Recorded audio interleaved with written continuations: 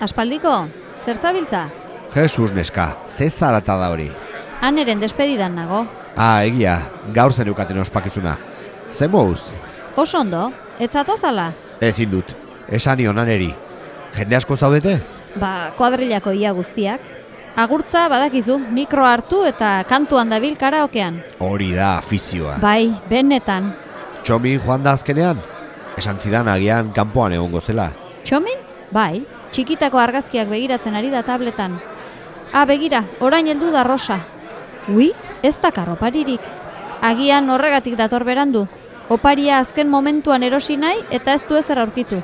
Eta besteak, ze mouz? Betiko moduan. Iñaki zerbitzariarenak egiten, oraintxe doa sukaldera, edari gehiago ekartzera. Carmen geldoena, telebista ikusten ari da. Azelako neska txepela.